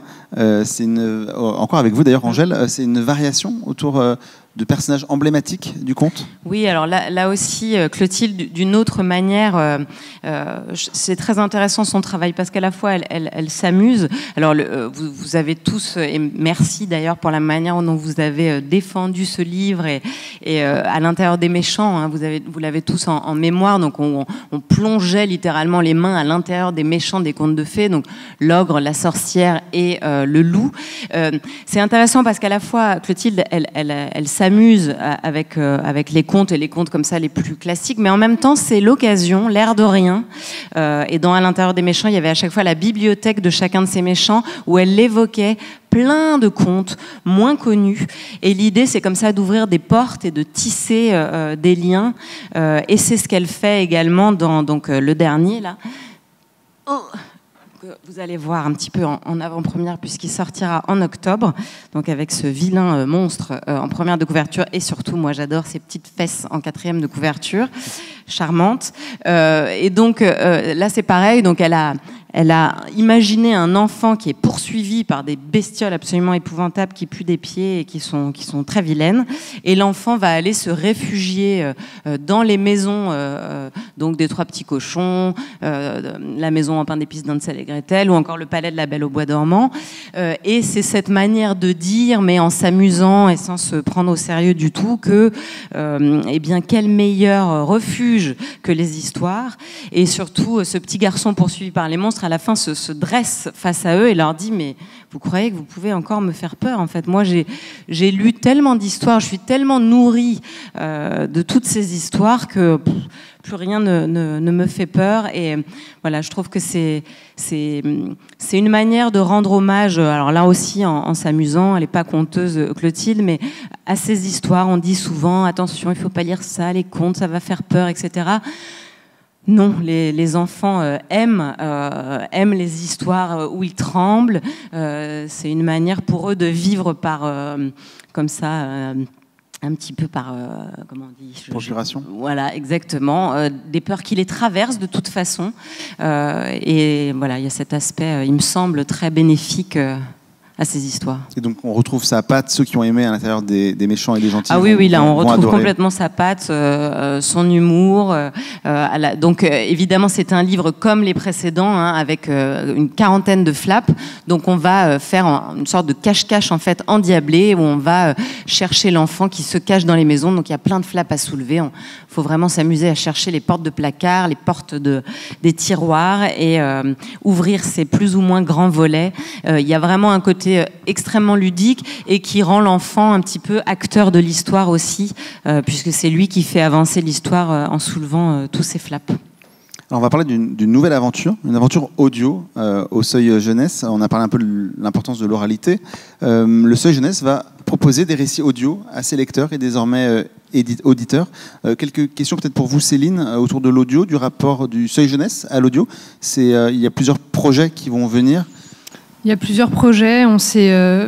Est-ce que c'était aussi au moment du confinement? Moi, j'ai eu l'impression que les podcasts ont explosé, que voilà. En tout cas, avec Angèle et Camille, on s'est interrogé très fort sur l'audio à ce moment-là, et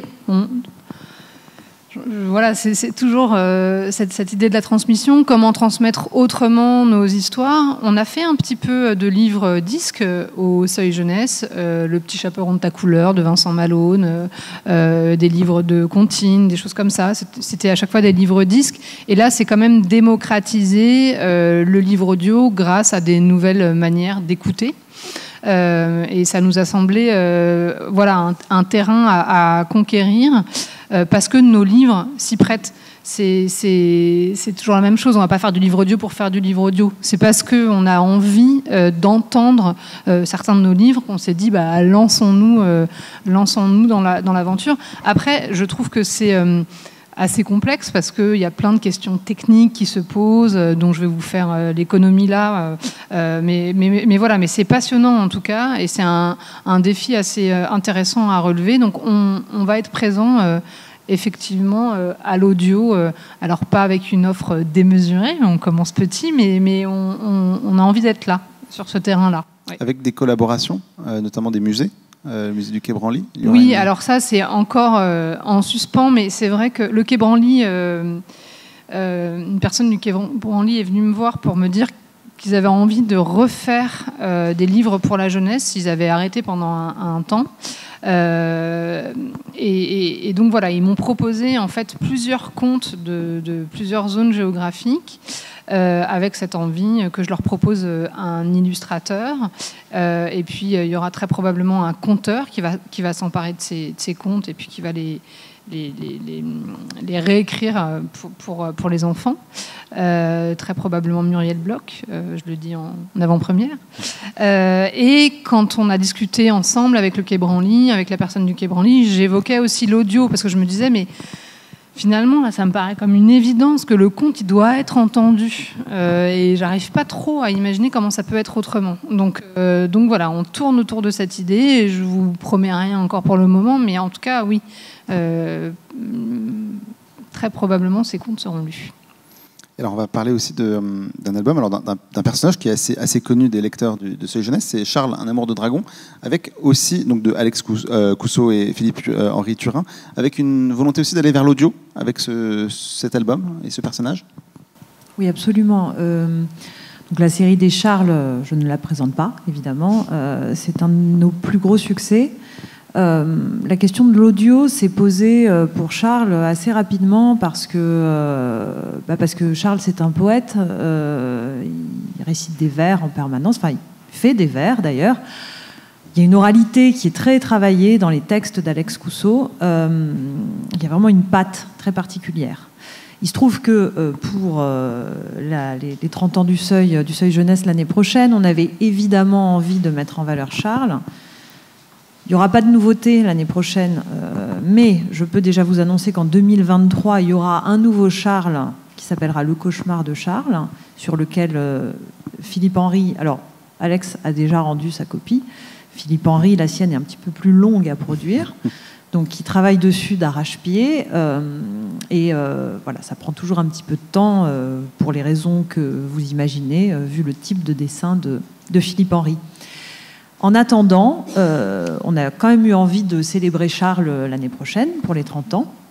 Donc, sachant qu'il existe déjà une compilation que vous connaissez aussi, Charles, apprenti dragon, qui réunit les 2 premiers tomes de la série, on s'est dit qu'on allait en proposer une deuxième, qui fait pendant, Charles, un amour de dragon, qui ne s'intitule pas comme ça sans raison, puisque les 2 derniers épisodes de la série, Charles amoureux d'une princesse et Méchant Charles, sont centrés autour de la rencontre et de la vie quotidienne avec Cornelia, la fameuse dragonne pas commode qu'il s'est trouvée pour amoureuse. Et il y aura le même principe de petits cahiers accompagnants avec petits bloc-notes, etc. On vous en a mis quelques images. Dans cette optique-là, on a eu envie de faire lire Charles. On va donc proposer l'année prochaine les 4 épisodes lus. Ils seront accessibles dans cette compilation Charles, un amour de dragon, grâce à un QR code. Donc ils seront mis à disposition gratuitement aux acheteurs de la compile. On va faire en sorte de les rendre disponibles sur des plateformes. Je ne peux pas vous en dire plus. Comme Céline, je vous fais grâce des détails. C'est le Far West, l'audio, hein, clairement. Donc voilà, il y a plein de péripéties. C'est hyper intéressant, mais il y a des choix à faire et on est en train de les faire. Ce qui est certain, c'est que cette compile audio, elle va exister sous la forme que je vous ai décrite dans tous les cas, et que pour nous, ça va vraiment être l'occasion, voilà, de rentrer dans cet univers. Les histoires de Charles seront lues par Dominique Pinon, qui a adoré l'univers et qui a accepté de faire ces lectures. Ce sont des lectures comme on peut en trouver dans les podcasts, avec un habillage sonore, avec de la musique, avec un bruitage, etc. Donc ça va vraiment être des lectures élaborées. Et on espère, on a très envie en tout cas de continuer dans cette voie, puisqu'en plus ça coïncide avec ce moment où le Centre national du livre commence à prendre ce sujet à bras-le-corps et à proposer des subventions aux éditeurs pour développer l'audio. Donc on pressent qu'il y a vraiment quelque chose qui va se faire chez tous les éditeurs, et c'est une bonne chose parce que c'est ça aussi qui va permettre aux plateformes de commencer à accueillir vraiment l'audio pour la jeunesse. Et accessoirement, par rapport à ce qu'on disait sur les contes, sur l'oralité, etc., je pense à toi, Jean-Jacques, parce que j'ai des souvenirs de lecture de contes, notamment de ce que tu as fait chez Didier Jeunesse à l'époque en livre CD. C'était L'Oiseau de vérité. On a bien sûr du fond, mais on a aussi des projets. C'est le cas de La Fille du Diable.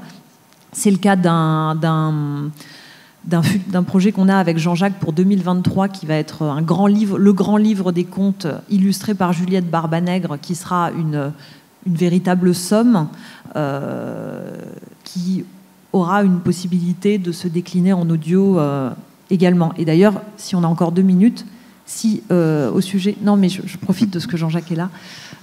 Au sujet du grand livre des contes, si tu pouvais en dire 2-3 mots sur cette question de la somme et de la nécessité de ce livre-là qui n'existe pas encore. Oui, alors ce qui est très étonnant sous nos horizons, dans le paysage de la littérature actuellement, c'est que en fait, les sommes de contes qu'on connaît sont toujours les mêmes. Ce sont celles de Perrault, des frères Grimm. Après, donc il y a des auteurs qui ont fait des grandes sommes de contes, comme Pourra, comme Luzel, comme La Chapelle d'Appier, des ouvrages de collecte ou de réécriture de contes. Mais en réalité, et moi je ressens ce manque à chaque fois que je fais des signatures dans les salons du livre. Souvent, on a des parents qui nous disent « Mais où est-ce que je peux trouver vraiment un livre, où il y ait vraiment, mais tous les contes, alors,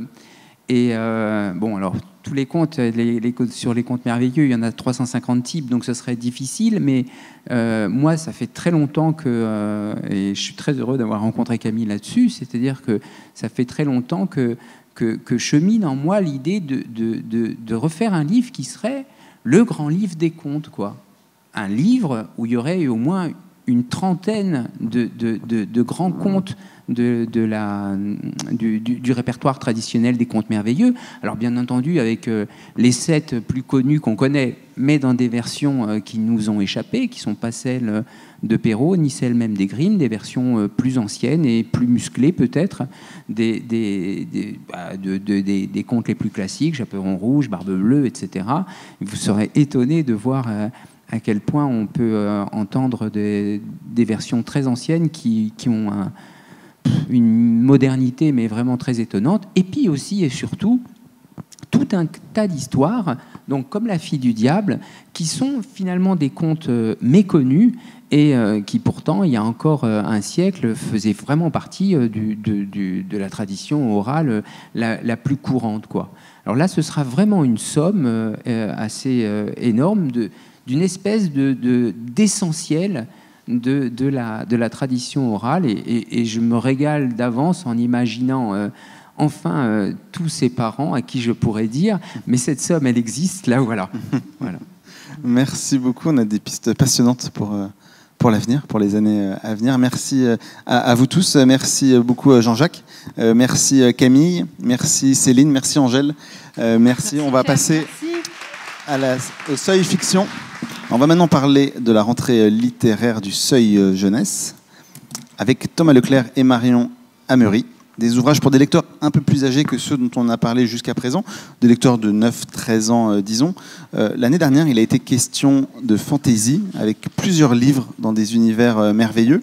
On va pourtant commencer à parler maintenant des sorties du Seuil Jeunesse Fiction, avec un livre ancré dans le monde d'aujourd'hui, dans le monde réel. Je vais peut-être, Marion, vous demander de nous présenter Le courage d'Amal de Aïcha Saïd. C'est une fiction, mais qui parle du monde d'aujourd'hui. C'est une fiction qui parle du monde d'aujourd'hui, en effet, puisque c'est l'histoire d'une petite fille, Amal, qui a 12 ans. Et à 12 ans, elle sait déjà ce qu'elle veut faire plus tard. Elle veut être institutrice. C'est un rêve très fort. Elle qui est issue d'une famille nombreuse où elle doit s'occuper de ses petits frères et sœurs, une tâche qui lui tient à cœur et qu'elle fait de bon cœur d'ailleurs. Mais ça reste quelque chose de compliqué parce qu'aller à l'école tout en aidant sa mère à la maison, c'est beaucoup pour une petite fille de 12 ans. Et les choses vont se compliquer quand la mère d'Amal tombe enceinte à nouveau, ce qui fait que Amal va plus pouvoir aller à l'école autant qu'elle le souhaiterait.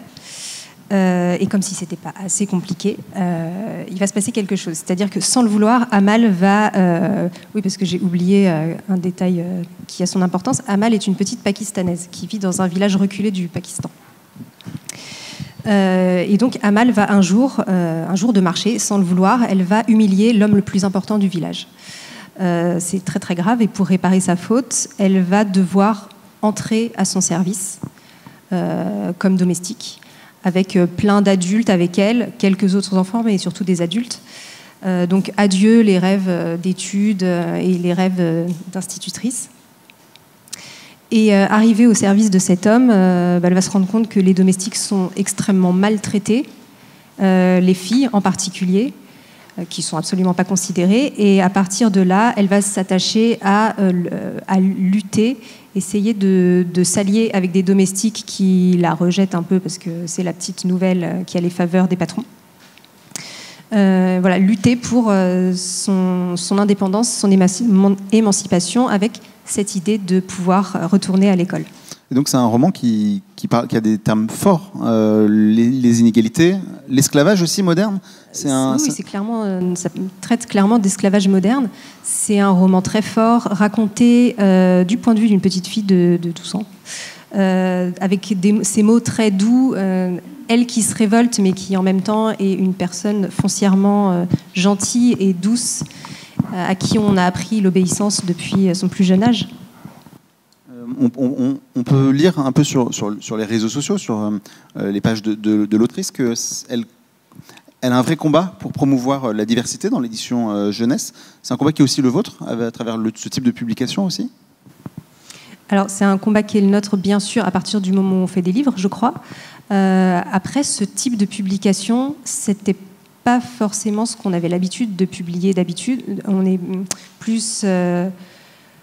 au Seuil Jeunesse, on publie davantage de romans d'aventure et de romans merveilleux, ce qui n'empêche pas de parler de sujets graves par le prisme du fantastique, mais des romans très réalistes comme ça, on en a rarement publié.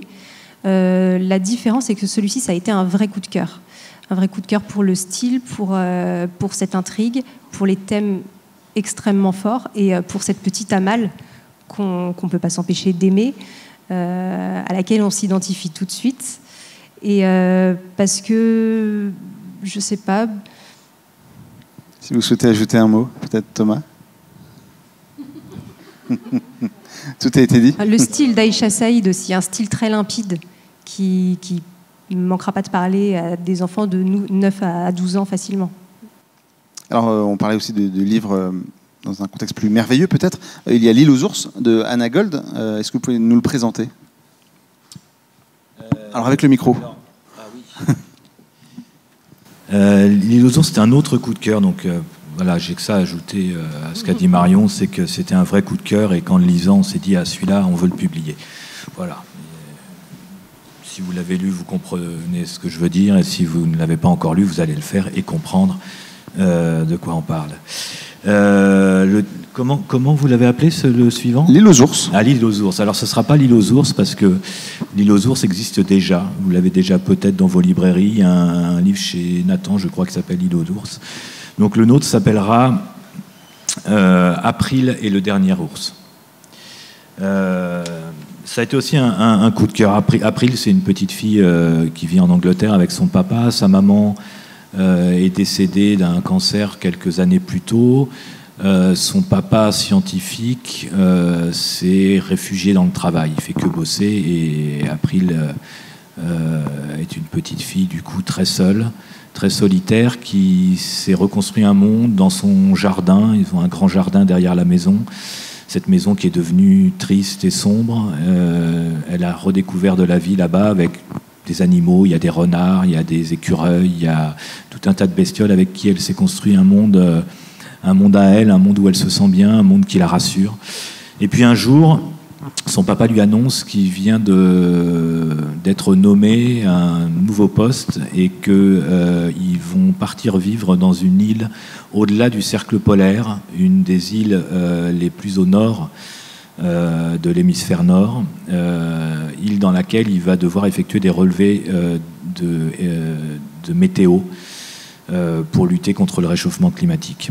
Et après, il se dit, super, je vais enfin retrouver mon papa, on va avoir du temps, on va avoir du temps à passer ensemble, du temps à partager, du temps à rire, à jouer, à parler, tout ça. Et donc elle arrive là-bas et c'est pas du tout ce qui se passe, que son père passe son temps dans sa cabine météo et la pauvre April se retrouve un peu toute seule dans cette île qui s'appelle l'île aux ours, mais dans laquelle il n'y a pas d'ours. Il n'y a pas d'ours jusqu'au jour où elle en découvre un gigantesque ours blanc, impressionnant, un ours qui fait peur, mais aussi un être fragile, puisque maigre, blessé, et elle qui est habituée à vivre au milieu des animaux va se prendre de tendresse pour cette bête, pour cet animal immense, et va aller à sa rencontre. Voilà, c'est bouleversant alors, on est dans un réalisme fantastique, c'est-à-dire qu'évidemment, cette histoire, et l'auteur le précise dans sa postface, il n'est pas question de conseiller aux enfants d'aller se frotter aux ours blancs, de toute façon ce serait compliqué et ça ne peut pas arriver. Et donc cette histoire devient fantastique parce que April, dans toute son innocence, dans toutes ses croyances de petite fille, dans tout son désir de vivre et de se faire des amis, elle peut se faire un ami de ce grand ours. Donc c'est un récit, moi ce qui m'a assez bouleversé, c'est la relation entre ces deux personnages. On n'est pas dans du Disney, hein, l'ours ne parle pas, on est avec l'héroïne, on est avec April et on est dans sa tête, on est dans ses pensées, et c'est elle qui construit l'ours, c'est elle qui le définit, et lui se prête à son jeu. Et c'est un beau récit écolo. C'est-à-dire, c'est pas un récit qui va donner des leçons, mais qui va tout d'un coup nous amener les enfants qui le liront à interroger autrement leur rapport au vivant, leur rapport à l'animal, leur rapport à l'existant, au naturel, à tout ce qui nous entoure. Voilà, ça va sortir au mois de janvier, je crois. Et c'est vraiment l'un de nos coups de cœur de ce début d'année. Et d'ailleurs, j'ai pas sur mon slash, mais parce que voilà, ces deux livres dont on vient de vous parler, c'est des livres un peu forts avec des thèmes actuels. D'un côté, une petite jeune fille très féministe, très femme puissante qu'on voit, enfin voilà, les thèmes d'actualité, et puis l'écologie aussi. Donc c'est des livres assez faciles à vous présenter. C'est pas toujours le cas des livres, de tous les livres. Tous les livres ne peuvent pas être faciles à présenter. Et pourtant, il est important de le faire parce que sur cette tranche d'âge qu'on travaille au Seuil, qui est le 8-12 ans, on n'a pas du tout le relais des réseaux sociaux comme on l'avait avec les adolescents à la Martinière. Là, notre seul relais, c'est vous. On ne s'adresse pas directement aux enfants, on s'adresse à nos représ qui vont s'adresser à nos libraires, etc. Et donc, quelquefois c'est facile à défendre, quelquefois c'est beaucoup plus difficile à défendre. Et celui-là, je ne l'avais pas mis parce que je voulais vous en présenter que des faciles à défendre. Mais ce week-end, en y pensant, je me suis dit qu'une mystérieuse découverte de Toby Ibbotson, ça valait le coup de vous en parler quand même. Alors je vais vous lire un petit bout de 4e de couve. Depuis que son père est parti en Suède, Judy se débrouille toute seule et les services sociaux commencent à lui tourner autour. Délaissé par sa mère et victime des moqueries de ses camarades, William, lui, se sent très seul. Judy et William auraient pu ne jamais se rencontrer, mais l'auteur en a décidé autrement. Tous les deux partent alors pour la Suède, à la recherche du père de Judy et à la recherche de la signification d'un mystérieux objet découvert par William. Alors évidemment, ils partiront pas seuls, ils partiront accompagnés par un étrange bonhomme, un bonhomme qui n'a qu'un œil, qui s'habille en femme et dort dans un cercueil, un bonhomme un peu poète, un peu philosophe, qui répond aux questions par d'autres questions. Et dans ce récit initiatique, évidemment, ils vont retrouver le père qui manquait, ils vont retrouver le sens de l'objet qui n'en avait pas, mais ils vont surtout découvrir un secret inestimable qui est celui du sens de la vie, le sens de la vie qui va se trouver dans les amitiés et les relations qu'ils vont pouvoir nouer avec les autres et avec eux-mêmes. Voilà, il n'est pas question ni d'écologie, ni de féminisme, ni de... Voilà, mais c'est un formidable récit d'amitié, un récit profondément humain. Toby Ibbotson est le fils de Eva Ibbotson, qui a publié pas mal il y a 10-20 ans, mais que peut-être certains d'entre vous ont gardé en mémoire. Il a été professeur dans une école Steiner pendant longtemps. Sa passion, c'est de désisoler les enfants, c'est-à-dire les enfants un peu seuls, les enfants différents, les enfants singuliers, les amener à pouvoir vivre leur singularité ensemble. Et je crois que c'est ce qui réussit merveilleusement dans ce roman. Donc c'est 3 romans. Une mystérieuse découverte, très belle couverture. Est-ce que vous la voyez ou pas? Voilà. Et ça arrive sur vos tables très incessamment. 3 romans au thème fort, donc Courage d'Amal, April et le dernier ours et Une mystérieuse découverte. On va parler aussi de littérature de l'imaginaire avec différentes séries, Malamander, Une pincée de magie et Carmin. Est-ce que vous pouvez nous présenter peut-être ces séries, nous dire ce qui les relie? Alors, c'est 3 séries qu'on a débutées en 2020, qu'on a poursuivies en 2021 et qu'on continue en 2022. 3 séries de littérature de l'imaginaire, donc avec chacune leur univers bien particulier. Donc on a Malamander, les chroniques de Sinistre-sur-Mer. On a déjà publié Malamander et Gargantis, que vous avez dû voir passer. Alors c'est une série qui se passe à Sinistre-sur-Mer, comme son nom l'indique, qui est une petite station balnéaire charmante l'été, un peu désuète mais jolie. Seulement l'hiver, elle devient franchement glauque, battue par les vents, désertée de ses touristes, il ne reste plus grand monde. Et elle devient le théâtre d'événements inquiétants. Et dans cette station balnéaire, Herbert, qui travaille malgré son jeune âge au grand hôtel de la ville, et son amie Violette s'attachent à démêler les mystères de la ville, puisque leurs origines y sont inextricablement mêlées. On va publier donc le 3e tome des chroniques de Sinistre-sur-Mer et donc des aventures de Herbert et Violette. Dans ce 3e tome, il sera question d'un petit théâtre, un magicien qui arrive en ville au cœur de l'hiver, là où normalement il n'y aura pas beaucoup de spectateurs, Et à l'issue de chaque représentation, des gens disparaissent. Donc voilà, une nouvelle enquête. Après les monstres de Gargantis et Malamander. On va avoir aussi le deuxième tome de Carmin. Carmin d'Amélie Sarne. Donc cette fois-ci, ce n'est pas une traduction, c'est une création. Carmin, c'est dans un univers un peu plus steampunk, l'histoire d'un orphelin qui s'appelle Carmin donc, et qui a cette particularité d'avoir un pied en forme de sabot de chèvre. Donc c'est disgracieux, c'est inquiétant, et c'est ce qui fait que, à 10 ans passés, il est toujours orphelin, puisque personne ne veut d'un petit garçon avec une infirmité pareille. Jusqu'au jour où un couple vient à l'orphelinat spécialement pour adopter Carmin, ce qui est étrange, et en fait Carmin va découvrir que ce couple a une idée derrière la tête, et une idée plutôt terrible. C'est un couple de taxidermistes qui a une collection assez effroyable d'animaux empaillés, et en fait leur objectif est d'élargir leur collection. Et via Carmin, donc on va découvrir le secret de Carmin qui n'est pas tout à fait humain et qui peut permettre à ce couple d'accéder à des créatures magiques. Et enfin, on va avoir une pincée de magie. Alors une pincée de magie, c'est celui qu'on a fait paraître en 2021, et là le second tome s'appellera Un soupçon de sorcellerie. Là, c'est un univers très merveilleux qui se rapproche du conte, très féerique, très beau et en même temps très sombre.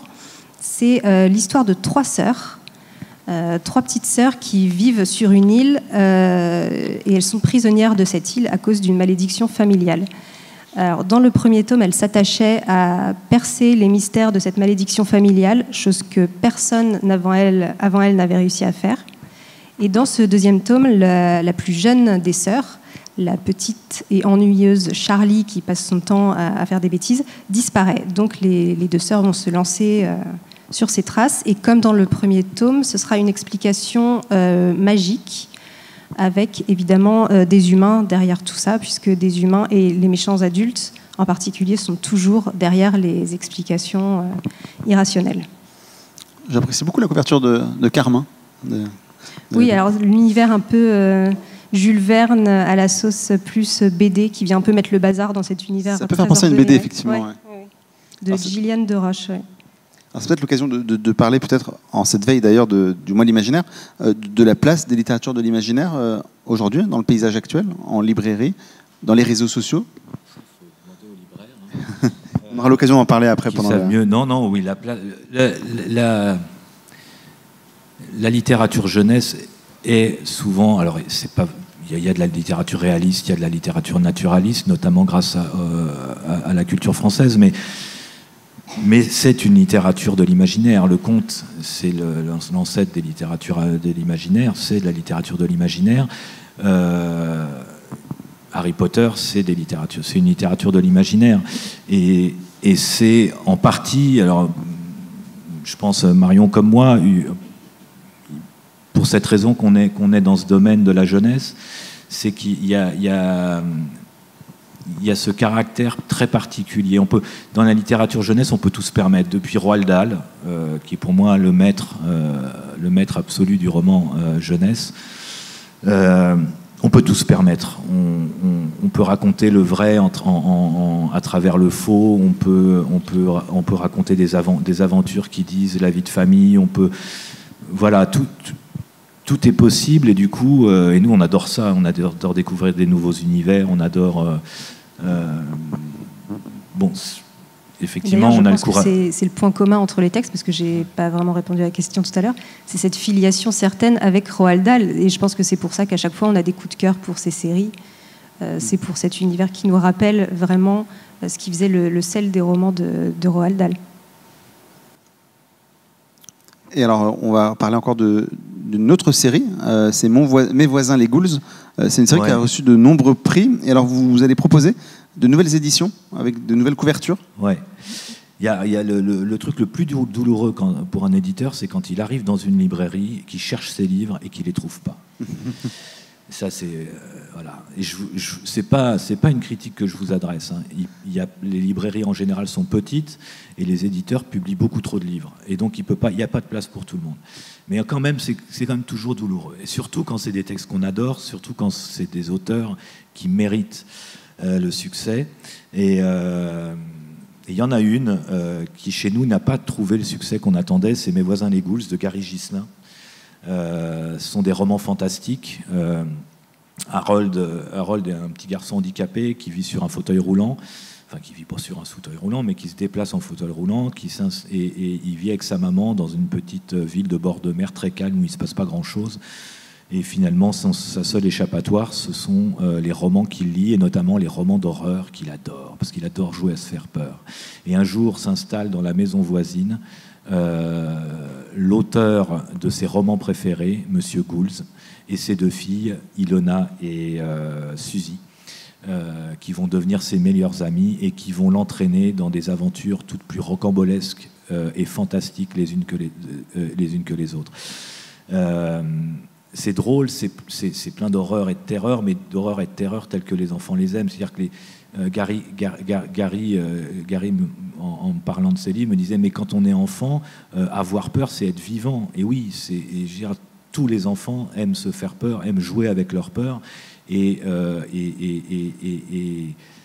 se baigner dedans, parce que avoir peur, effectivement, c'est se sentir vivre. Alors pourquoi il y a une injustice, pourquoi il y a quelque chose qui là avec ces bouquins, c'est que moi je les trouve géniaux. On me dirait, ça ne regarde que moi, je suis l'éditeur, c'est normal, je les trouve géniaux, et les autres éditeurs pensent la même chose de leurs livres. Oui, c'est vrai. Mais les lecteurs aussi. Pardon ? Mais les lecteurs aussi. Mais voilà, mais si vous voulez, il a été sélectionné dans 5 prix. Dans 5 prix qui ont la caractéristique commune d'être des prix de lecteurs. C'est-à-dire que ce n'est pas des prix de jury, ce sont des prix de lecteurs.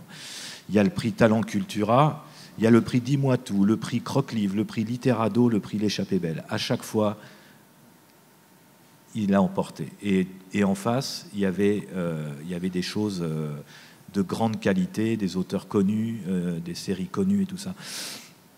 Et donc je me suis dit, on peut pas laisser...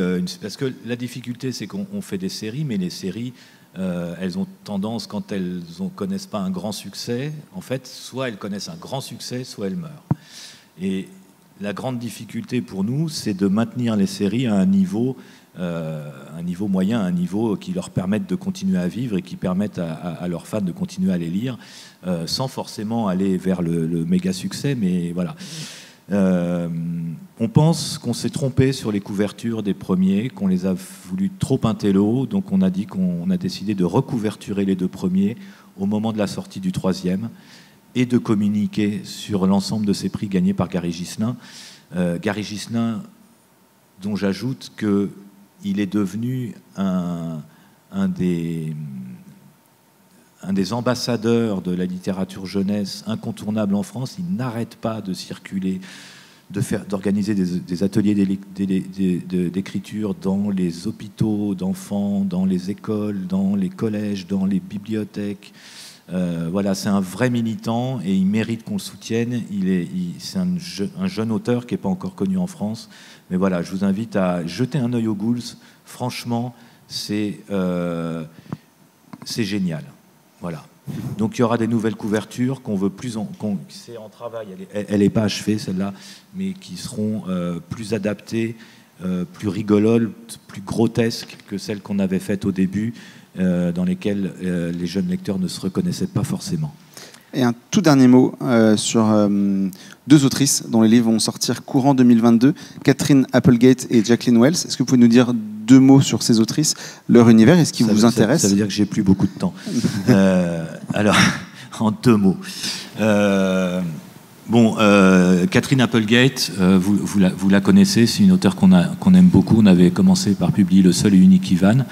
Et puis il y avait eu la suite, Le seul et unique Bob, l'histoire de ce petit chien qui était le meilleur ami de ce gros éléphant. Et puis on a la série Le monde de Nedara. Et cette année, elle revient avec un Will Odin qui est toujours dans la veine un peu écolo de Catherine Applegate, qui est l'histoire d'une petite fille qui vit dans un village imaginaire dans lequel elle adore les animaux, notamment les screechers, qui sont des petites bestioles étranges comme on en voit sur la couverture, mais les screechers sont considérés comme des monstres par les adultes et elle va devoir... voilà, il y a tout un tas d'intrigues, les animaux qui migraient par le village ne viennent plus, elle, grâce aux Screechers, en se liant d'amitié avec les Screechers, va essayer de découvrir ce qui s'est passé et pourquoi les animaux ne veulent plus vivre dans leur village. Voilà. Et puis Jacqueline West, vous vous en souvenez peut-être, elle avait écrit une première série qui s'appelait La Maison des Secrets. La Maison des Secrets, qui avait très très bien marché. Alors c'est une série qu'on avait sortie au Seuil il y a une dizaine d'années, qui était une série de 4 tomes, qu'on avait vendu à pas loin de 50 000 exemplaires à l'époque. C'était l'histoire d'Olive, une petite fille qui allait s'installer avec ses parents dans une nouvelle maison, dans une vieille maison. Ses parents mathématiciens, très occupés par leur travail, elle se retrouve seule à visiter cette maison et elle va découvrir des peintures étranges, des peintures qui lui semblent vivantes. Elle va faire la connaissance d'un chat qui parle, qui va lui indiquer l'existence d'une paire de lunettes qui lui permettent de rentrer dans ses tableaux. Et dans ces tableaux, alors elle va commencer à visiter ces tableaux l'un après l'autre et découvrir un monde fantastique qui se cache à l'intérieur de ces tableaux, notamment en la personne d'un vieux type pas très sympathique qui est un ancien propriétaire de la maison et qui a décidé de continuer à la hanter. Et voilà. Ici, on retrouve un schéma dans Long Lost. On ne l'a pas encore traduit. On va le traduire. Il faut qu'on trouve un titre équivalent. C'est pas facile. Ce coup-ci, on va suivre Fiona qui aussi va s'installer dans une nouvelle ville où elle s'ennuie profondément. Elle passe son temps à la bibliothèque. Et dans cette bibliothèque, elle va découvrir un livre de mystère, plein de secrets, plein de disparitions mystérieuses, de secrets de famille et autres. Et elle va trouver des similitudes entre ce qu'elle lit dans ce livre et la petite ville dans laquelle elle vient de s'installer. Et puis le jour où elle en est sûre, elle cherche le livre à nouveau et le livre a disparu. Elle va partir à la recherche de ce livre et découvrir que ce livre n'est pas un récit de fiction, mais que c'est le récit d'un drame qui s'est passé là, dans ce village, un siècle plus tôt, et que ce livre comporte tous les indices qui pourront lui permettre de résoudre ce mystère et de libérer la petite ville de ses fantômes et de ses esprits. À retrouver en septembre 2022 pour Catherine Applegate et en mars 2022 pour Jacqueline West. C'est ça. Merci beaucoup. Merci Thomas, merci Marion. Merci à toutes les équipes. Merci à vous déjà de nous avoir écoutés.